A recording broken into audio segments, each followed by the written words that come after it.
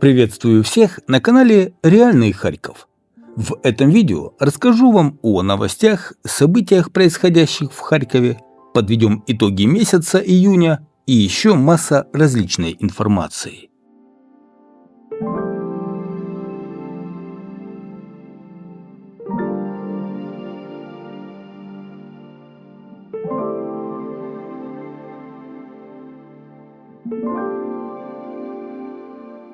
Сирены воздушной тревоги звучат в Украине уже четвертый год.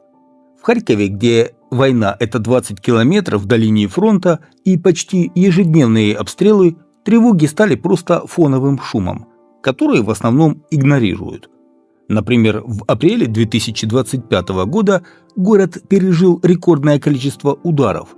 И это как будто должно было напомнить, что несколькодневная или даже нескольконедельная тишина – лишь иллюзия безопасности. Но массированные обстрелы никак не отразились на поведении харьковчан. Машин в городе, как до войны, люди гуляют по паркам и скверам, а звук взрыва прямо здесь и сейчас заставляет уйти с летней площадки в кафе только тех, кто пришел туда с детьми. Остальные посетители остаются за столиками, пьют свой кофе, едят мороженое и продолжают разговаривать. На вопрос, как вы здесь выживаете, харьковчане в основном отвечают: а мы не выживаем, мы здесь живем.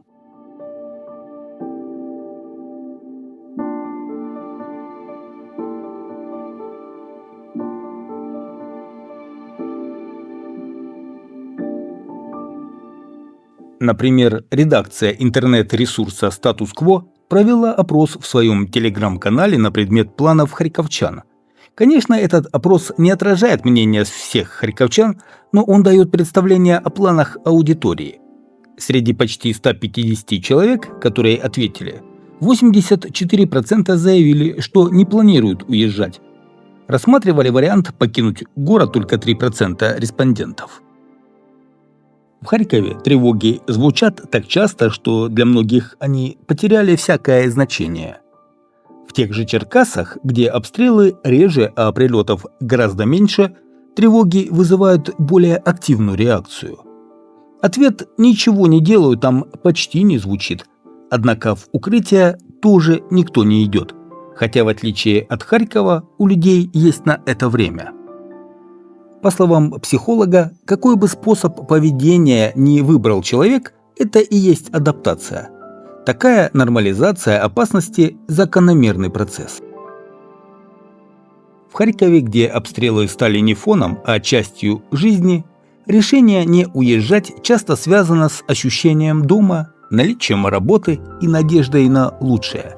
Жизнь в условиях войны – это ежедневный выбор между страхом и надеждой, между выживанием и стремлением жить.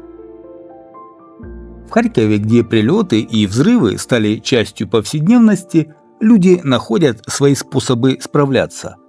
Кто-то шутит о прилетах, кто-то придерживается правила двух стен, кто-то игнорирует сирены вообще, кто-то молится, кто-то держится за дом, родных и работу. За всеми этими различными адаптациями стоит одна общая борьба за сохранение себя, своей идентичности, надежды и веры в будущее.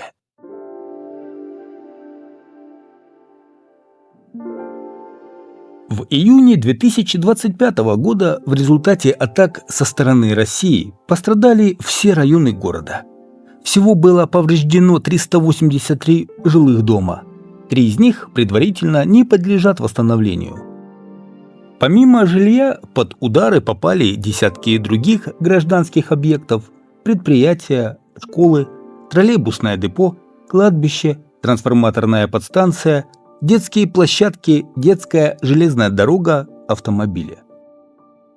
Харьков пережил самый ужасный месяц воздушных атак с 2022 года. В июне российская армия била по городу более 120 беспилотниками различных модификаций и баллистическими ракетами. Всего совершено 142 обстрела города. В Харькове с 1 по 30 июня погибли 15 человек, пострадали еще 157, среди которых 25 детей. По официальным подсчетам, Российская Федерация запустила по Харькову в июне 2025 года 111 шахедов, 5 из них не разорвались. 2 «Молнии», 2 FPV-дрона с боевой частью, 9 «Кабов», 2 ракеты Х-35, 2 «Искандера» и 2 северокорейские ракеты.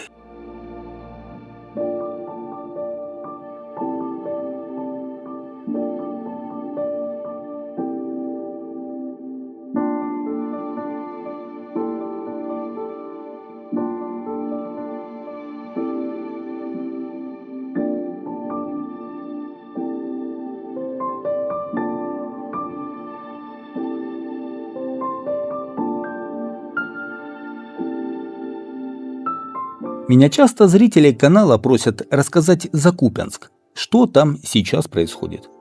Ну что сказать, я сам там не был, а по словам начальника Купянской областной военной администрации Андрея Беседина, Купянск разрушен или поврежден на 95%.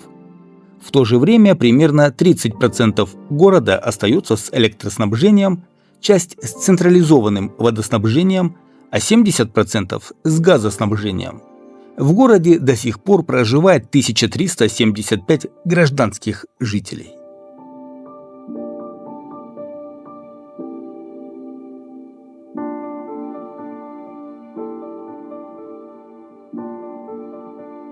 С началом полномасштабного вторжения в феврале 2022 года харьковские вузы оказались под ударами.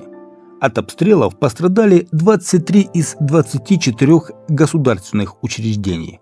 Один из самых крупных университетов Харькова, Национальный технический университет ХПИ, пережил более 50 прилетов.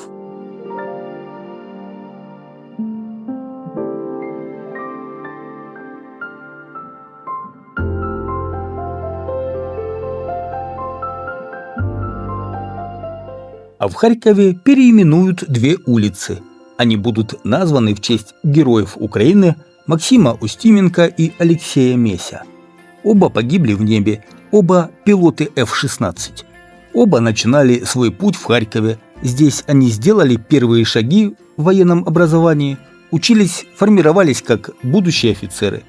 И поэтому их имена навсегда останутся в истории нашего города. Об этом заявил мэр Харькова Игорь Терехов.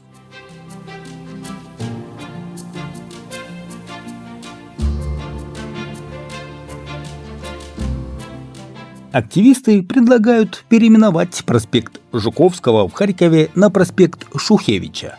Об этом сообщил телеграм-канал «Деколонизация Украина». Проспект Жуковского в северо-восточной части Харькова был создан в 1950-х годах. Он тянется от улицы Академика Проскуры на север города и был назван в честь ученого в области аэродинамики, гидро- и аэромеханики. Роман Шухевич, в честь которого предлагают переименовать проспект, украинский политический и военный деятель, член ОУН, в 1944-1950 годах командующий УПА.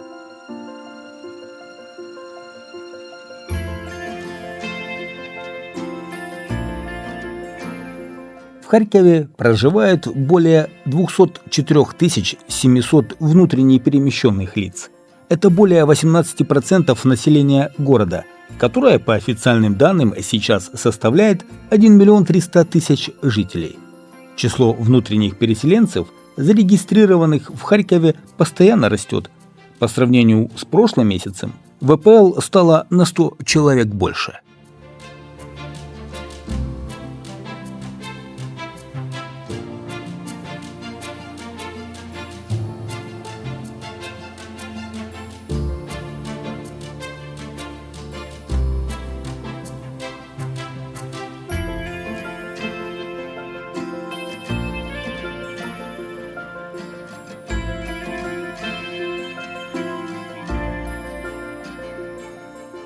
В Харькове отремонтируют ступеньки на Университетской горке почти за 10 миллионов гривен. По информации представителей городского совета, этот район пострадал в результате боевых действий из-за обстрелов и постоянной вибрации на склонах зафиксированы оползни. У Вечного огня планируют сделать смотровую площадку, а на лестницу на Университетской горке планируют потратить почти 10 миллионов гривен. Все работы здесь должны быть завершены до конца 2025 года. Посмотрите, какая красота создана на Роганском жилом массиве в одном из дворов Харькова.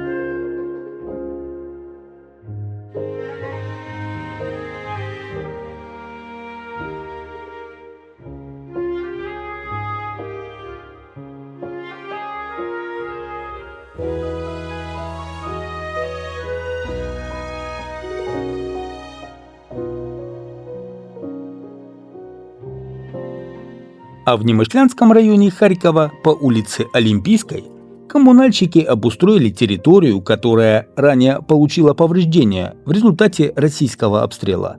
На клумбе высажены декоративные кусты и многолетние цветы.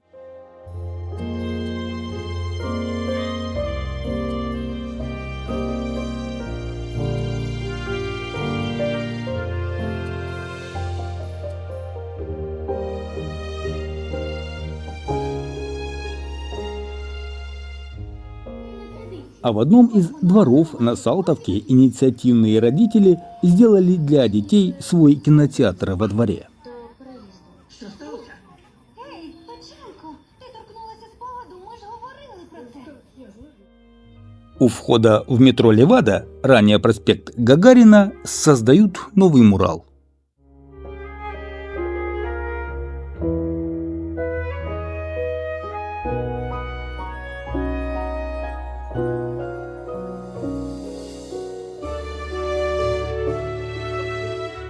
И посмотрите, какие красивые закаты в городе Харькове.